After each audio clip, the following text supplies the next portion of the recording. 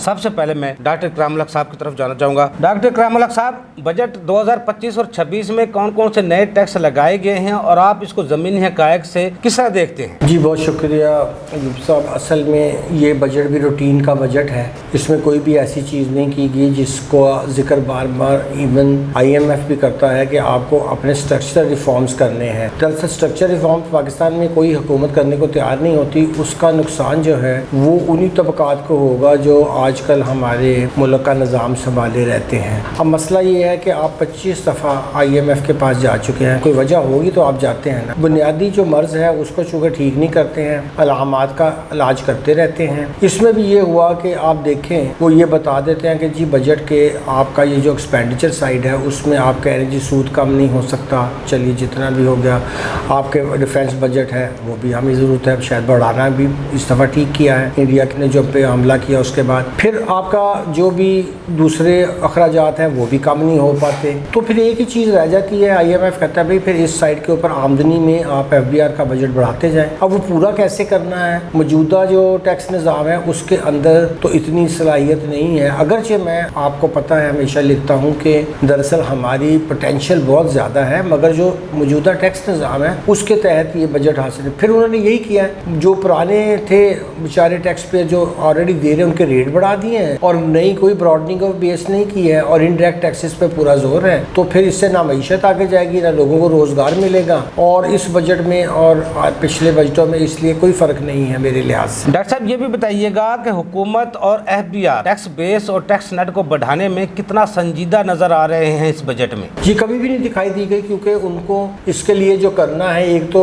میرا خیال ہے کہ جو ہماری ایڈمنسٹریشن ہے وہ بہت لیزی ہو چکی ہے، کیونکہ اس کو ایزی منی کی عادت پڑ گئی ہے۔ ان کو بیٹھے بٹھائے پورے کا پورا ٹیکس وہ ود ہولڈنگ کی شکل میں آ جاتا ہے۔ اب دنیا میں کہیں سیل ٹیکس کی ود ہولڈنگ کا کوئی تصور نہیں ہے، ہمیں نے وہ بھی رکھا ہوا ہے۔ اب ان کو سارا پیسہ وہاں سے آ جاتا ہے، اور جو انکم ٹیکس کی ود ہولڈنگ ہے وہ تو آپ کو پتہ ہے کہ ابھی جو پچھلی ان کی اینول ڈائری چھپی ہے، ان کو نے اپنا جو بالکل سمجھیے کہ ڈیٹا ہمارے سامنے رکھا ہے، اب تو ویسے بہت کم رکھتے ہیں، اس میں صرف 2.8% IRS نے خود کلیکٹ کیا ہے، یعنی 95 billion out of current demand اور 31.8 billion out of area demand. یہ اب اندازہ لگا لیں کہ پورے انکم ٹیکس کی کلیکشن میں یہ 2.8% بنتا ہے، تو بقایا یا تو آپ کو ود ہولڈنگ سے آیا یا ایڈوانس ٹیکس سے آیا یا ریٹرن کے ساتھ، تو پھر اتنی بڑے محکمے کی کیا ضرورت رہ جاتی ہے اگر آپ نے ٹیکس اسی طرح کلیکٹ کرنا ہے۔ ڈاکٹر صاحب یہ بھی بتائیے گا کہ FBR کی انفورسمنٹ ٹیم کے نتائج اور تاجر دو اسکیم کی ناکامی کا اصل ذمہ دار کون ہے؟ دیکھیں اس میں ایک تو غلط طریقے سے دکانوں کی میئرمنٹ کے حساب سے ٹیکس لگایا گیا،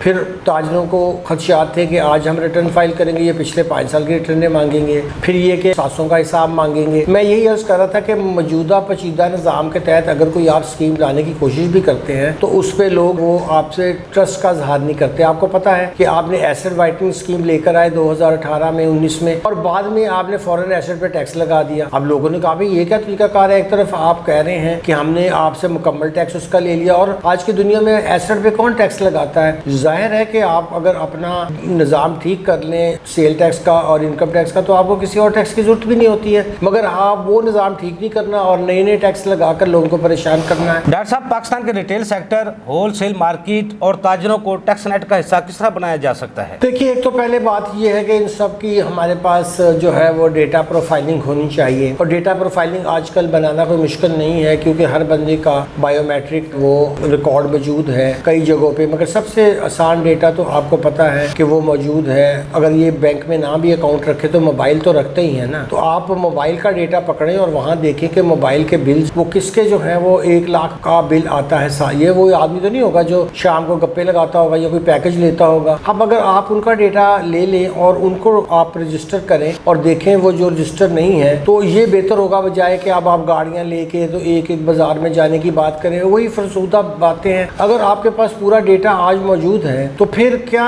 ضرورت ہے؟ آپ ان سے پوچھ لیں کہ جی آپ بتائیں کہ آپ یہ کہاں سے یہ بل دیتے ہیں، آپ کا کیا بزنس ہے۔ 7 سے 4 سوال پوچھ لیں کہ اگر آپ ہر موبائل یوزر کو ایک میسج بھیجیں اور اس سے کہیں کہ جی آپ بتا، اگر آپ ریٹرن فائل نہیں کریں تو ہمیں سادہ طور پہ بتا دیں کہ آپ کسی پہ ڈیپینڈنٹ ہیں، اگر ڈیپینڈنٹ ہے تو اس کا نام بتا دیں اور CNIC دے دیں۔ اگر آپ کوئی خود بزنس نہیں کرتے تو ظاہر ہے آپ پھر کسی پہ ڈیپینڈنٹ ہوں گے۔ اگر آپ امپلائڈ ہیں تو امپلائر کا نام بتا دیں، ظاہر ہے پھر امپلائر کو دیکھ لیں گے کہ بھی امپلائر اس کو کیوں رجسٹر نہیں کر رہا ہے، ہمیں کیوں ڈیٹا نہیں دے رہا ہے۔ اور تیسرا آسان پوچھ لیں کہ بھائی اگر آپ خود امپلائڈ ہیں, آپ نے خود کو بزنس کیا ہوا تو اس کا کیا نام پتہ ہے. یہ 3 سوال اگر اس سے پوچھ لیں تو کیا آپ لا میں پرووائڈ کریں کہ بھائی یہ 3 بیسک سوال پوچھے جائیں گے تو آپ کے پاس پورا پاکستانی جو لوگ ہیں ان کا ڈیٹا آ جائے گا. ڈاکٹر صاحب, پرائیویٹ سیکٹر میں ٹیکس چھوٹ اور تنخواہ دار طبقے کو ریلیف کو آپ کس طرح دیکھتے ہیں؟ دوسرا, سولر پر جو 18% ٹیکس لگایا گیا ہے, اب پاکستان میں اس کا مستقبل کیا ہوگا؟ دیکھیں, ایک تو تنخواہ دار طبقے پر بہت ناجائز ٹیکس بڑھایا گیا اور اس میں سے جو اب کمی کی گئی ہے وہ بھی اونٹ کے منہ میں زیرے کے برابر ہے. بالکل ان کا ہاف ٹیکس جو اس وقت تھا اس کا ہاف کرنا چاہیے تھا, اور اس کے بدلے میں آپ نے جو 5.8 ٹریلین کی ایگزمپشنیں دے رکھی ہیں پچھلے سال. جو ابھی ٹیکس ایکسپینڈیچر کا ڈیٹا اب سامنے آیا ہے 30 جون 2024 کا, 25 میں تو پھر یہ اور بھی زیادہ ہوگا. تو اس میں سے آپ جو انکم ٹیکس کی 800 بلین کی ایگزمپشنز ہیں, اگر وہ آپ اس میں سے 200-300 بلین کی ایگزمپشنیں بھی ختم کر دیں تو پھر آپ کو سیلری پرسنٹ پہ تو ٹیکس ادا کرنے میں کوئی پرابلم نہیں ہوگی. یہ جو کہتے ہیں جی, انہوں نے پوچھا جی IMF نے کہ کیا آلٹرنیٹ ہے, آلٹرنیٹ ہم آپ کو بتا رہے ہیں. جہاں تک آپ نے کہا انہوں نے لینڈ وغیرہ پہ کیا ہے, وہ اب کنسٹرکشن وہ ایک پروڈکٹیو سیکٹر ہے. اگر آپ اس کو اوور ٹیکس کر کے آپ نے برباد کر چکے ہیں, اب اس کو دوبارہ ریہیبلیٹیٹ کرنے کے لیے بڑا ٹائم لگے گا, اور اگر آپ اس میں ٹیکس چھوٹ دیں گے بھی تو اس کا اب کوئی فائدہ اتنی جلدی آپ کو نظر نہیں آئے گا. ڈاکٹر صاحب, حکومت کی ڈائریکشن اور معاشی پالیسیاں ٹیکس ٹو GDP کا ہدف کیا حقیقت پر مبنی ہے؟ دیکھیں, اتنی بڑی انفارمل اکانومی میں پہلے تو آپ یہ ماننے کو تیار ہی نہیں ہیں کہ جو ہم ٹیکس کلیکٹ کر رہے ہیں اگر انفارمل اکانومی بھی ڈال لیں تو پھر اس کی پرسنٹیج تو اور بھی 50% تو کم از کم نیچے گرے ہی گرے گی. ضرورت اس بات کی ہے کہ جو آپ ڈیٹا اس وقت موجود ہے اس کی کسی ڈیٹا سائنٹسٹ آپ 2-3 رکھیں, اس سے اس کا انالیسس کریں, اور جو لوگ بہت بڑی انویسٹمنٹس کر رہے ہیں, بہت بڑا ایکسپینڈیچر کر رہے ہیں, ان سب کو جو ریٹرنز نہیں دے رہے ہیں آپ ان سے ٹیکس لیں اور وہ آپ کو آسانی سے مل جائے گا. جو میں نے عرض کیا کہ اس وقت 140 ملین آپ کے پاس صرف براڈ بینڈ یوزر ہیں, اس میں سے آپ کو 30 ملین لوگ ایسے مل جائیں گے جو قابل ٹیکس ہیں مگر اب بھی ریٹرنز فائل نہیں کر رہے ہیں, اور ایون وہ ٹیکس بھی کلیم نہیں کر رہے ہیں جو 15% یا 75% وہ ایڈوانس ایڈجسٹیبل انکم ٹیکس دے رہے ہیں اپنے موبائل یوز کے ساتھ. ڈاکٹر صاحب, پاکستان میں بڑھتی ہوئی غربت اور مایوسی کیا GDP ایک حقیقت ہے یا پھر HDI کے مطابق ہے؟ دیکھیں, غربت تو بہت بڑی ہے. اب IMF, ورلڈ بینک دونوں اس بات کو مانتے ہیں کہ پاکستان میں جو ٹیکس پالیسیز اختیار کی گئی, جو معاشی پالیسیز اختیار کی گئی, اس کی وجہ سے اس وقت کم از کم بھی 120 ملین لوگ تو اب $3.5 کی بھی آپ رکھیں انکم کا لیول تو وہ سطح غربت سے, یعنی کہ ان کو انتہائی غریب کہہ سکتے ہیں ہم. چلیے اس فگر کو آپ 80 ملین کر لیں, مگر اتنی بڑی تعداد میں لوگوں کا اتنی کم آمدنی کمانا, اور آپ پر کیپٹا آمدن پاکستان کی دیکھیں, پاکستان دنیا کا 5واں بڑا ملک ہے آبادی کے لحاظ سے, تو پاکستان کی معیشت بھی تو 5ویں بڑی ہونی چاہیے, اور ہماری کیک کا سائز نہیں بڑھے گا, GDP نہیں بڑھے گی, تو ہم تو آبادی کی تناسب کے لحاظ سے بھی ترقی نہیں کر رہے ہوں گے. تو پھر آنے والے دنوں میں مسائل اور بڑھتے جائیں گے, جس کی طرف آپ نے اشارہ کیا, یہ ہمارا ہیومن انڈیکس اور بھی نیچے کی طرف جائے گا. اس کی طرف اب صوبوں کو توجہ دینے کی زیادہ ضرورت ہے, کیونکہ 18ویں ترمیم کے بعد جو سبجیکٹ ہیلتھ کا ہے, ایجوکیشن کا ہے, سوشل سروسز کا ہے, وہ ان کے پاس آ چکا ہے, مگر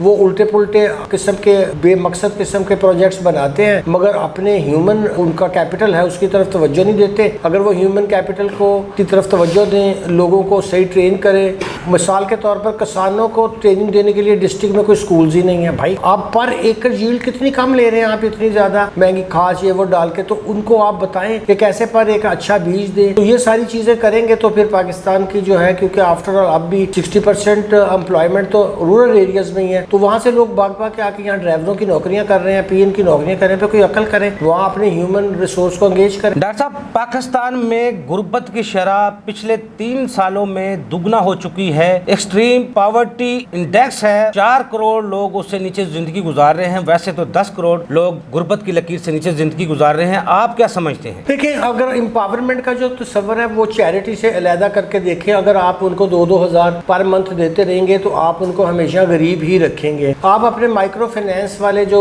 سیکٹر ہے اس کو تیز کریں, وہاں لوگوں کے ساتھ ٹریننگ سکول بنائیں. انہیں کہ جی مائکرو فائنینس آپ کو ملے گا جب آپ یہ ٹریننگ لے کے اپنا روزگار خود کمائیں گے. آپ ان کو اب مچھلی پکڑنا سکھائیں بجائے اس کو کہ فضول کاموں میں آپ اپنا پیسہ ضائع کر رہے ہیں. تو یہ بہت بڑی آبادی جو ہے اس کو ٹرین کیا جا سکتا ہے اگر آپ اپنے مائکرو فائنینس کے جو اس وقت پرائیویٹ سیکٹر میں ہیں اس کو آپ ساتھ میں لائیں اور ان کو آپ اس کام پہ لگائیں. جیسے آپ نے دیکھا کہ کچھ ادارے اس میں اچھا کام کر بھی رہے ہیں مگر ان کو بہت کم کوریج حاصل ہے. ڈاکٹر صاحب, یہ بھی بتائیے گا کہ لاکھوں نوجوان روزگار کی تلاش میں لائنوں میں کھڑے ہیں جبکہ ریٹائر ملازمین کو بھرتی کر لیا جاتا ہے. آپ کیا سمجھتے ہیں؟ دیکھیں, اوپر وہی مسئلہ ہے کہ ہر کوئی ریٹائر ہو کر جو کہ تعلقات ہیں وہ پھر کوئی نہ کوئی عہدہ لینا چاہتا ہے، اور یہ بہت بڑی خرابی کی وجہ ہے کیونکہ یوتھ کا ہمارا جو ہے تناسب ہی 60-65% ہے، اور ان کو ہر سال 3 ملین سے زیادہ جابس چاہیے۔ جب تک ہم انویسٹمنٹ نہیں بڑھاتے ہیں ملک میں، نئے ہم انڈسٹریلائزیشن نہیں کرتے ہیں بڑے پیمانے کے اوپر، جب تک ہم آئی ٹی سیکٹر کو اور بڑا وسیع نہیں کرتے ہیں جس میں بچے آ کر کام کر سکیں، تو یہ بہت مشکل ہوگا۔ اس کے لیے انہیں کم از کم ایک خاص جو اماؤنٹ ہے وہ امپلائمنٹ کے لیے اور یوتھ کی ٹریننگ کے لیے ایئر مارک کرنی چاہیے ہر بجٹ کے اندر، صوبوں کو بھی اور ان کو، اور اس کو پروفیشنل لوگوں کو دینا چاہیے بجائے اس کے گورنمنٹ اداروں کو دیں کہ آپ یہ ٹرین کریں ہر بچہ اور ہم آپ کو اتنا الاؤنس دیں گے۔ ڈاکٹر صاحب، برین ڈرین کیا ہے؟ 27 لاکھ نوجوان روزگار کی تلاش میں پاکستان کو چھوڑ چکے ہیں، آپ اس کو کس طرح دیکھتے ہیں؟ دیکھیں، یہ جو ہمارے آئی ٹی سیکٹر کے لوگ ہیں، اگر آپ ان کو 45 سے 50% ٹیکس لگائیں گے تو وہ جہاں تو سیلریاں، ظاہر ہے جو بندہ پورے ادارے کے لیے اچھا سافٹ ویئر بنا کر یا باہر کوئی ویلیو ایڈڈ کر کے بیچ رہا ہے، وہ پاکستان میں کیوں رہے گا؟ تو افسوس کا مقام یہ ہے کہ لڑکے چاہے وہ اب لم سے نکلے یا وہ آئی بی ایس سے نکلے یا کسی اور اچھے اداروں سے نکلے، وہ نہیں چاہتے کہ پاکستان میں وہ نوکری کے لیے ان دو مسائل تو ہوتے، چلے وہ میرٹ پہ لے بھی لے تو کون چاہے گا کہ وہ آپ کو 45 جمع 10%، آپ جو 9% چلے جی 35 اگر 9 بھی کر لیں آپ، تو یہ 44% ٹیکس کون دے گا؟ اب بڑی بے کمال مہربانی فرماتے ہوئے کہا جی سیلری میں وہ جو سر چارج ہے وہ ہم نے 10 کی بجائے 9% کا، اس سے برین ڈرین رک جائے گی۔ یعنی کہ دیکھیں یہ کیسی بچگانہ باتیں ہیں کہ 1% سے آپ کی برین ڈرین رک جائے گی۔ بھائی آپ اس کو اسٹرکچر کو ٹھیک کریں اور ان لوگوں کو انسینٹیو دیں، جو مناسب ریٹ آف ٹیکس دنیا میں ہے وہ لگائیں۔ آج کل کارپوریٹ کا ریٹ 20% ہے، آپ وہ والا ریٹ لگائیں تاکہ لوگ زیادہ زیادہ اپنی کمپنیز بنائیں۔ ڈاکٹر اکرام الحق صاحب، موجودہ ٹیکس نظام میں جہاں ٹیکس کی شرح 60% تک پہنچ چکی ہے جبکہ ہمسائے ممالک میں 9% سے لے کر 29% تک ہے، ایسے میں پاکستان میں سرمایہ کاری کون کرے گا؟ جی بالکل بھی نہیں کرے گا، بلکہ جنہوں نے کی ہوئی تھی وہ بھی بیچارے پریشان ہیں۔ کتنی فیکٹریاں بند ہو رہی ہیں، سرمایہ یہاں سے باہر جا رہا ہے، آپ مانے نہ مانے، کیونکہ سرمایہ ہمیشہ وہاں جاتا ہے جہاں اس کو بہتر کوئی بھی بندہ اپنی آمدنی سے کما کے گورنمنٹ کو اتنی رقم دینے کو تیار نہیں ہوتا، چاہے آپ کچھ بھی کر لیں۔ اور ہماری جیسی سوسائٹی میں جہاں نہ اس کو ہیلتھ نہ ایجوکیشن، کیا اس کو سوشل سیکورٹی میں فائدہ ہے جو وہ آپ کے لیے اتنا بڑا ٹیکس دے گا؟ تو یہ سوچنا چاہیے ریاست کو کہ اس سے بجائے فائدے کے الٹا نقصان ہی ہوگا۔ ڈاکٹر صاحب یہ بھی بتائیے گا کہ حکومت کے اکنامک سروے کے مطابق ملکی معیشت میں 2.6% اضافہ ہوا ہے، جبکہ سولر سے پیدا ہونے والی بجلی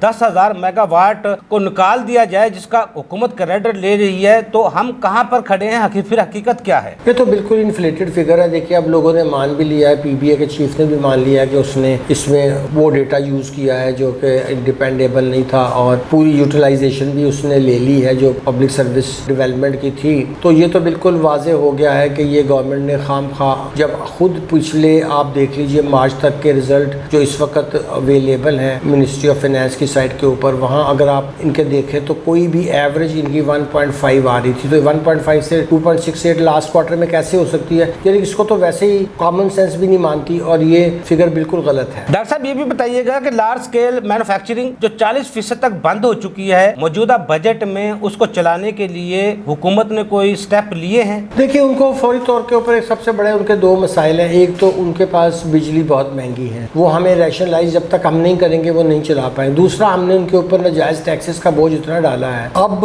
ظاہر ہے کہ وہ تو انکم ٹیکس میں کمپنی کو تو ہر طرح کا ٹیکس بھی ود ہولڈ کرنا ہے، جمع کروانا ہے، پھر ان کے اوپر آپ نے سرچارج لگا دیے، اس کی وجہ سے اس سیکٹر کا تو بالکل ہی ہم نے جو ہے بیڑا غرق کر دیا۔ اور آپ نے صحیح فرمایا، وہ جاب کریٹ کرنے کا سب سے بڑا ذریعہ ہے۔ اس کے علاوہ ایگریکلچر بھی ہمارا جاب کریٹ کرنے کا بہت بڑا ذریعہ ہو سکتا ہے اگر وہاں ہم ایگرو بیسڈ انڈسٹریز لگائیں، پر ییلڈ اپنی ٹھیک کریں، ماڈرن طریقے اختیار کریں۔ تو انڈسٹری کا ماڈل جو ہمیں بنانا چاہیے وہ لارج اسکیل بھی ہمارا ایگرو بیسڈ جو ہماری چیزیں ہیں اس کو ویلیو ایڈ کر کے باہر ایکسپورٹ کرنا چاہیے۔ اس سے ہمیں دو فائدے ہوں گے، ایک تو ہماری جو فوڈ سیکورٹی ہے وہ مسئلہ حل ہو جائے گا، اور دوسرا ہم ایگریکلچر سے بہت زیادہ ایسا ایکسپورٹیبل سرپلس نکال پائیں گے جو میرا خیال ہے کہ بہت ہی محتاط اندازہ لگایا جائے تو $100 بلین سے کم نہیں ہے۔ ڈاکٹر صاحب پاکستان کی اصل جی ڈی پی کیا ہے جو لوگوں کی عکاسی کرتی ہے؟ جی بالکل بھی نہیں کرتے ہیں۔ دیکھیں میں عرض کر رہا تھا کہ اصل میں ہمارے ہاں کوئی بھی سائنٹیفک بنیاد کے اوپر اس کی توجہ نہیں دی جاتی ہیں، اور یہ سب کو پتہ ہے کہ پیرلل اکانومی کے اندر چاہے وہ آپ کی لیگل ہو یا انلیگل ہو بہت زیادہ ہے۔ اب تو فگرز دے کر حیران رہ رہا ہوں کہ السٹ جو ٹریڈ ہوتی ہے ڈرگز میں پاکستان میں، جس میں آئس اور بہت سی اور چیزیں آ گئی ہیں، ان کا ہی اتنا بڑا کوانٹم ہے، تو اس کو کون میئر کر رہا ہے؟ پچھلے دنوں آپ کو یہ پتہ ہوگا ایک اسلام آباد کے تھنک ٹینک نے کہا کہ جی 2000 بلین صرف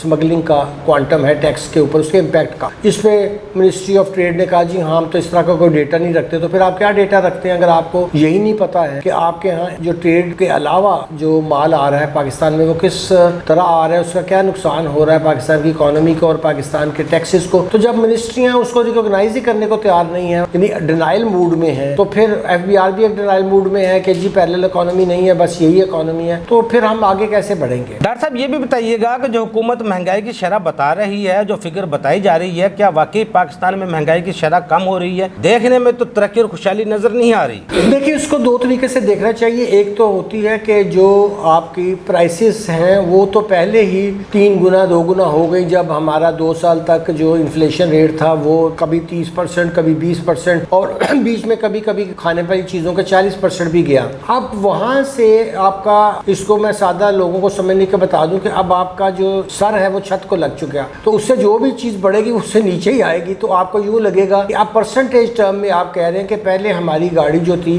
वो 20 मील की स्पीड से जा रही थी, अब 6 मील की स्पीड से जा रही है। इन्फ्लेशन रुकी नहीं है, इन्फ्लेशन ऑलरेडी इतनी, यानी महंगाई के बाद 6% पे आना तो उसकी करेक्टिव होना ही था। अब जिससे ऊपर क्या जाती वो महंगाई। तो मसनूई चीज़ों की प्राइसेस वो बढ़ाते हैं हमारे जो होर्डिंग करने वाले लोग हैं, और वो फिर पैसा भी लोगों से बेचारे जो थोड़ा बहुत कमाते हैं वो भी खींच लिया जाता है। कोई महंगाई की शरह जो है वो अगर कम हो भी गई है तो उसकी वजह मैंने आपको बता दी, लेकिन महंगाई कम नहीं हुई, महंगाई जो है वो अभी भी छत को ही लगी हुई है। डॉक्टर करामुल साहब ये भी बताइएगा कि 111 इदारों को जिनको हुकूमत ने टैक्स से इस्तिस्ना करार दिया है, जिनमें बीकन हाउस, फौजी फाउंडेशन, नेशनल यूनिवर्सिटीज, इस तरह के बड़े बड़े इदारे शामिल हैं, आप क्या समझते हैं ये टैक्स इस्तिस्ना गरीब के मुंह पर थप्पड़ मारने के मुतरादफ नहीं है? जी, किसी भी कमर्शियल एक्टिविटी करने वाले को इस तरह की हमें चैरिटेबल नहीं देना चाहिए, उनको चैरिटेबल कंसिडर भी नहीं करना चाहिए, उनको टैक्स लगाना चाहिए। और फिर जहाँ पे लोगों ने अगर मिसाल के तौर पर किसी नीडी बंदे को जाना है तो हमें उसको डायरेक्ट जो है टारगेटेड सब्सिडी देनी चाहिए, बजाय उन अदारों को हम टैक्स एग्जम्पशन दें जो खुद कमर्शियली कमा के उनका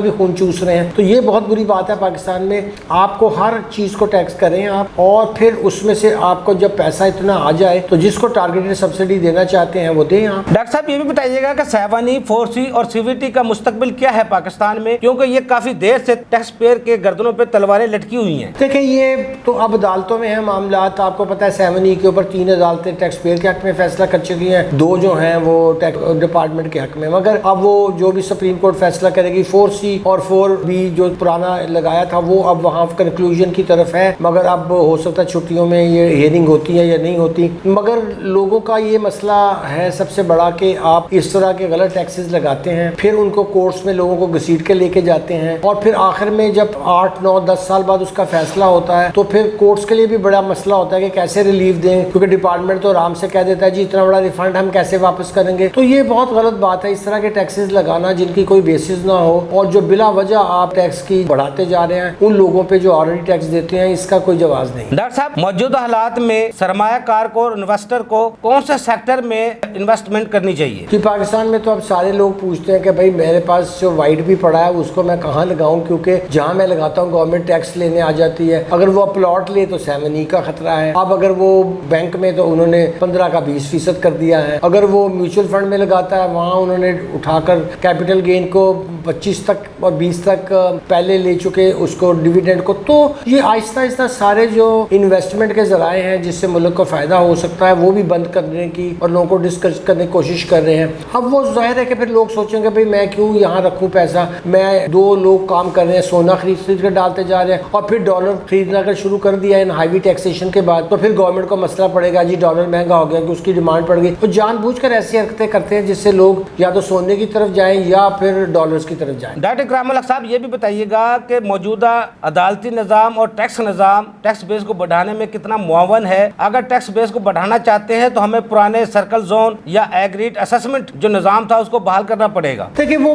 तरीका बिल्कुल ठीक था कि आप सर्वे करते थे और लोगों से आप एग्रीड असेसमेंट के तौर पे पैसे ले लेते थे और लोग काफ़ी आ भी जाते थे। हर साल एडिशन भी होती थी, हर जगह आप मौजूद होते थे, आप फिजिकली देख भी रहे होते थे कि मेरे इलाके में कौन सी नई दुकान खुली है, कौन सी नई इन्वेस्टमेंट हुई है। तो मेरा ख्याल में ये ज़रूरी है कि हम दोबारा उस सिस्टम को बहाल करें और ज़्यादा से ज़्यादा पैसा लोगों से बजाय कोर्ट्स और कचहरियों में जाने की बजाय उनसे हम एग्रीड बेसिस पे लें। डॉक्टर साहब ये भी बताइएगा अगर ये बजट पास हो जाता है तो पूरा साल कोई तरमीमी ऑर्डिनेंस तो नहीं آئیں گے جس طرح سال میں آتے رہے؟ بالکل آئیں گے. دیکھیں یہ تو رک ہی نہیں سکتے. جو بجٹ کا اب ٹارگٹ ان کو دیا ہے, دیکھیں پہلے ہمیں پتا ہے کہ ان کو جو ٹارگٹ اس میں سے اتنا بڑا ان کو جو ہے شارٹ فال ہوا ہے. اب اس کے اوپر آپ فردر ایڈیشن کر رہے ہیں. بس چلیے وہ ہم کہتے ہیں جی 12 ٹریلین وہ کر لیں گے کلیکٹ, اس سے تھوڑا کم ہوگا چلے اس کے, مگر اس کے اوپر آپ کہہ رہے ہیں کہ وہ 13,130. اب وہ کہاں سے کریں گے؟ وہ تو پھر الٹے سیدھے اور چیزوں پہ ٹیکس لگائیں گے. تو سب سے پہلے تو FBR سے ٹیکس پالیسی اور ٹیکس لیجسلیشن چھیننی چاہیے, اور یہ لینی چاہیے ایک ایسے بورڈ کے نیچے جیسے کا ذکر بھی FBR کے اپنے لا میں موجود ہے, اور اس انڈیپینڈنٹ باڈی کو ہی ٹیکس کی پالیسی بنانی چاہیے, لانگ ٹرم بھی, میڈیم ٹرم بھی, شارٹ ٹرم بھی. پھر لوگ اس پہ اعتبار بھی کریں گے, اور وہ صحیح ان کے ساتھ ایکٹیو پرو ایکٹیو مسالت سے بھی ہوگی, کنسلٹیشن سے بھی ہوگی, اور اس سے بہتر ٹیکس بھی آئے گا. ڈاکٹر صاحب آخر میں یہ بھی بتائیے گا کہ پاکستان کے مستقبل کو روشن بنانے کے لیے, ٹیکس نظام کو, ٹیکس بیس کو بڑھانے کے لیے اور انویسٹر کو راغب کرنے کے لیے حکومت کو کیا کرنا چاہیے؟ ہم رینیویبل کی طرف خود, ہمیں IMF بھی, ورلڈ بینک بھی, سب کی پالیسی ہوتی ہے کہ جی ملک میں انوائرمنٹ کے بڑے ایشوز ہیں. ہمیں ایک طرف تو انہوں نے ریزیلینس کا ایک نیا 1 بلین کا وہ بھی دیا ہے, اور اس کے ساتھ آپ دیکھیں ان کی پالیسی کتنی غلط ہے کہ اب اسی رینیویبل میں جب لوگ باہر سے منگوا رہے ہیں تو اس پہ 16% لگا دیا ہے. یعنی کہ یہ کنٹراڈکشن شو کرتا ہے کہ ایک طرف تو یہ بڑے بڑے ادارے بھی باتیں کرتے ہیں کہ جی تھرڈ ورلڈ میں, جسے آپ ساؤتھ کہتے ہیں, میں لوگوں کو رینیویبل کی طرف لے کے جانا ہے, اور ساتھ ہی جہاں جہاں IMF کا پروگرام ہے وہاں کی ٹیکس ایڈمنسٹریشن اتنا ہیوی سیل. چلیے اگر آپ نے لگانے تھے آپ 2% لگا لیتے ہیں بھائی, اگر آپ کو کوئی بہت بڑا مسئلہ ہی پڑ گیا تھا, لیکن 16% ٹیکس لگانا یا 18% ٹیکس لگانا, اب یہ ریٹ ہی بہت ہائی ہے. میرے حساب سے پاکستان میں ایک بہت بڑی خرابی کی وجہ جو ٹیکس ایویژن کی ہے وہ ہائی ٹیکس ریٹس ہیں. اگر آپ اپنا سیل ٹیکس کا ریٹ سنگل ڈیجٹ کر دیں